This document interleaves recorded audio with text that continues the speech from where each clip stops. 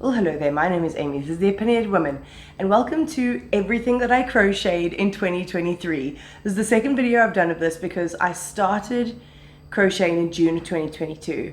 So now I've been crocheting for a year and a half, and I've got so much to show you. Oh my god.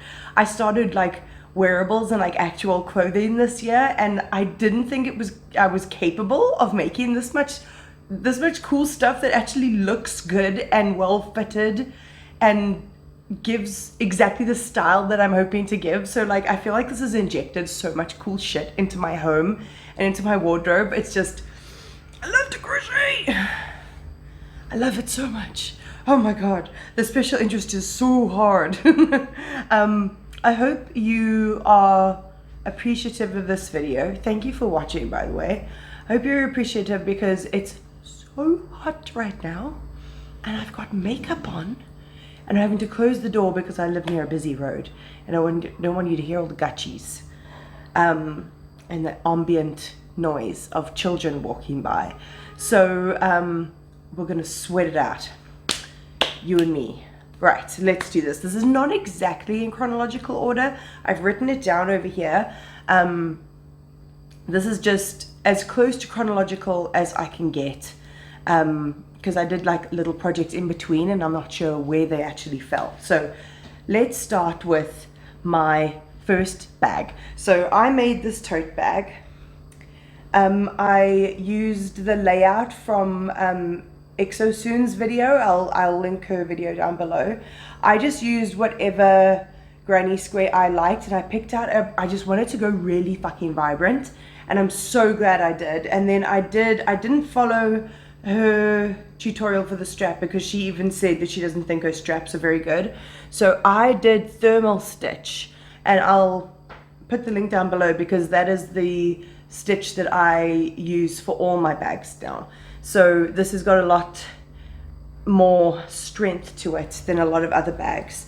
But yeah, I think it came out really beautifully. It's the first thing that I've been able to wear that I've made. I think it brightens up like a really plain outfit like the one I'm wearing right now.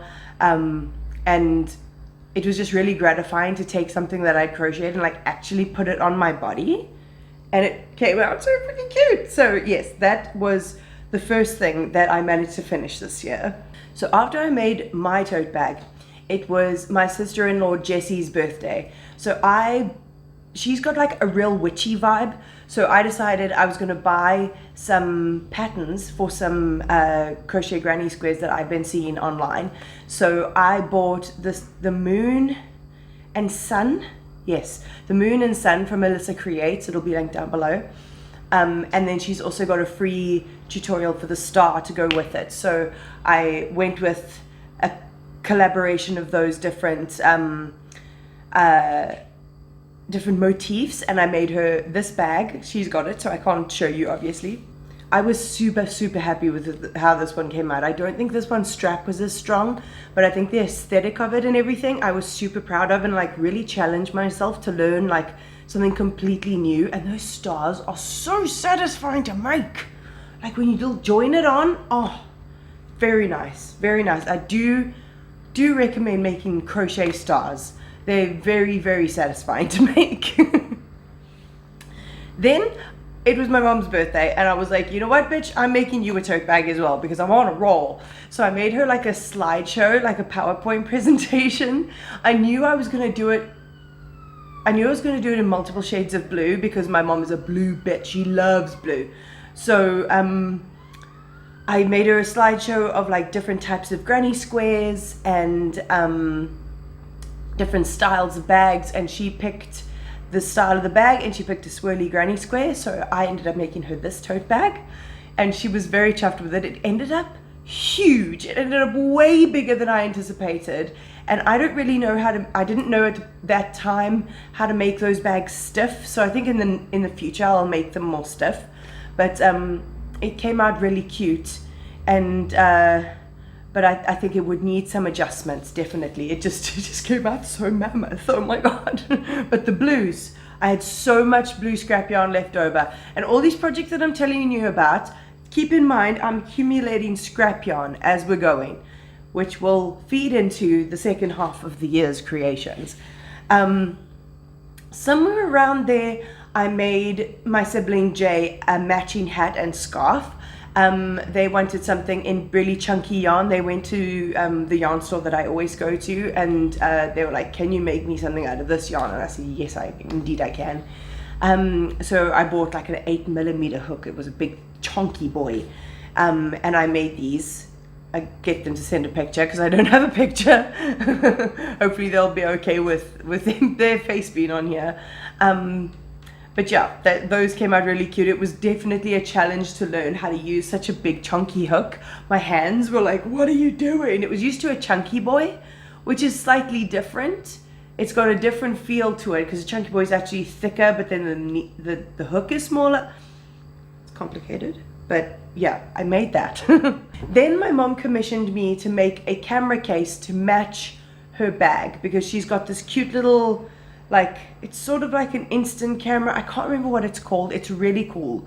And she just wanted a camera to protect it in her bag. A camera bag. So I decided to make one in blue scrap yarn and just change colors whenever I felt like it. And it came out like this. I think it came out super cute. My mom was very happy with it. I had managed to have the camera with me so I could crochet it completely made to measure and attach one of the buttons from my stash, and that came out really sweet. I'm very proud of that one.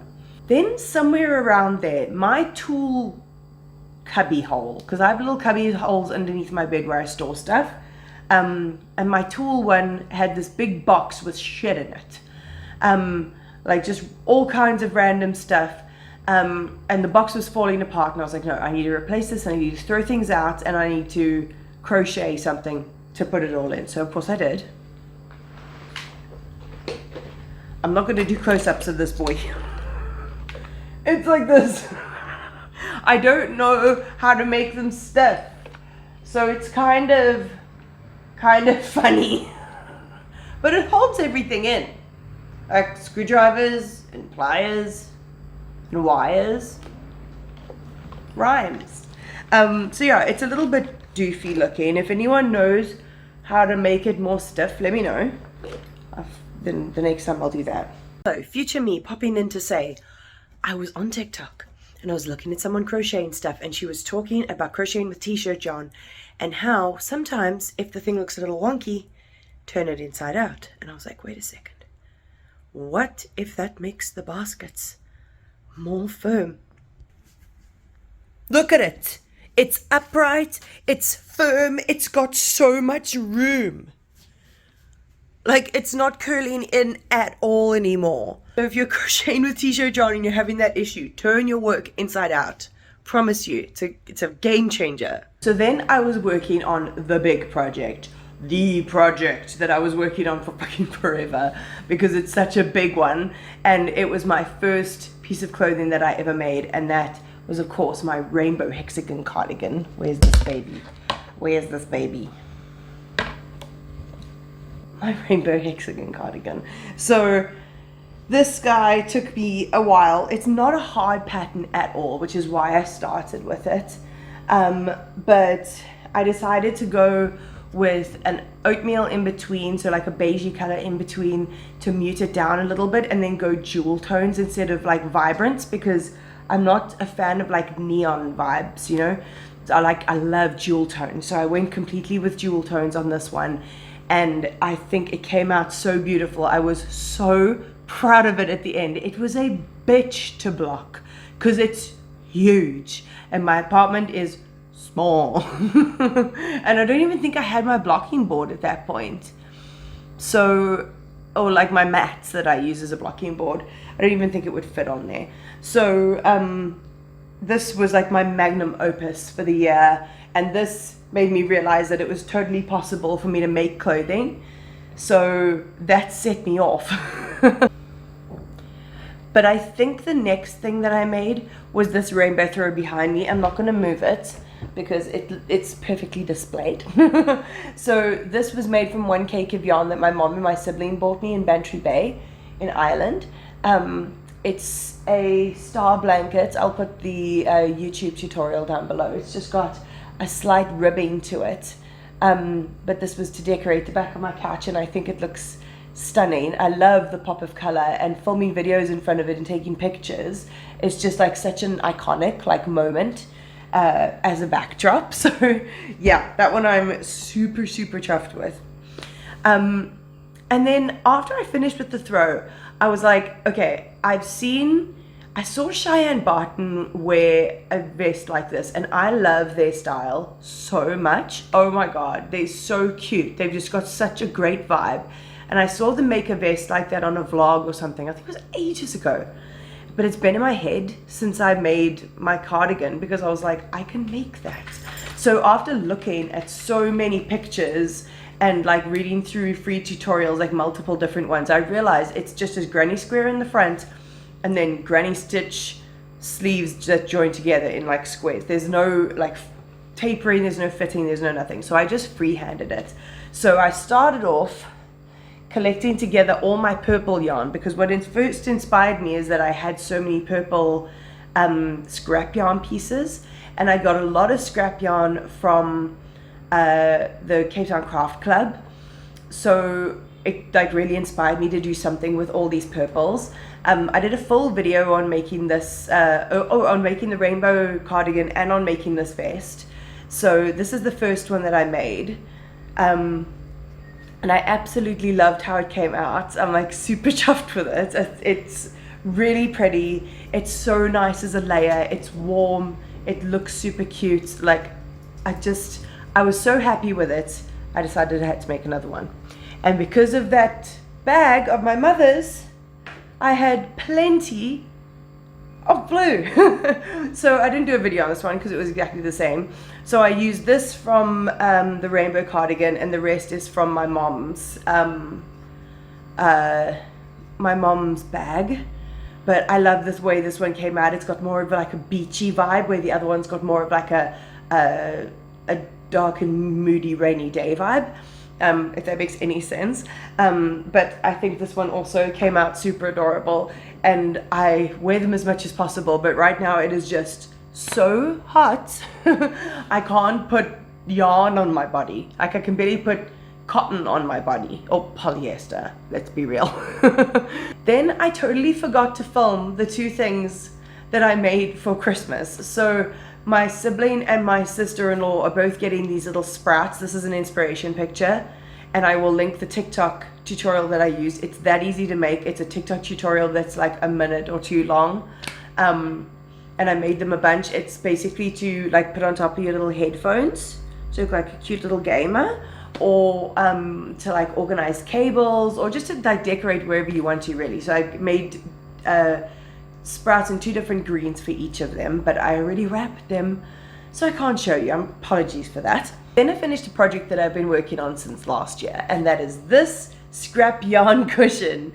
If you saw my scrap yarn video, you'll see all of these projects. But yes, basically I've been working on this for ages. I've just been using any scrap yarn as it comes along. I've been gradually making these, and then I sewed them all together, added a zip, just crocheted the zip on, and put in a pep pillow inner. So I'm super chuffed with this, and I literally use it every single day when I read and when I crochet. So I'm really glad to have this, because I keep on using my bedroom pillow. So this is really useful, and I love the color that it brings into my room. And then yet again, I was on such a scrap yarn like hype, and now the hype has died down because I don't have any scrap yarn left. I mean, I do. I've got a tiny bit of scrap yarn left, but not enough to do a project with. So I made a scrap yarn raglan. I will put the link down below. But this is her. Oh my god, look at all those colors. I know a lot of people make scrap yarn sweaters, and they use like colors of the same thing, but I did that in the vest. So I decided, no, I'm gonna go wild with this one. I'm gonna make something that I could never in a million years buy. And I absolutely loved it. I decided to go with this mint color for the neckline, and for the sleeves, and for the hem. I think it's not even a neutral, but it like brings everything together, and like it's way too hot to wear it now, but I'm so excited to actually get to wear it in the winter time. But yeah, that is what I've been working on. That is what I finished in the whole of 2023. I'm really proud of myself. I think I've had so much fun, and I feel so productive, and it's so satisfying seeing your project when it's done and you're like, oh my god, I made that with my hands. So yeah, I really recommend checking out any of the patterns that I've mentioned down below. Because yeah, I really recommend them. I did pay for some of them, but I didn't pay exorbitant amounts for any of them, and I really do think that pattern designers deserve to be paid for their works. I hope you did enjoy that. If you did, my social media is always down below, my Instagram and my TikTok, along with my Kofi link, which is a one-time tip jar if you ever want to support my channel, which I would greatly appreciate. But other than that, like, comment, subscribe, all of that fun stuff, and I'll check you next time.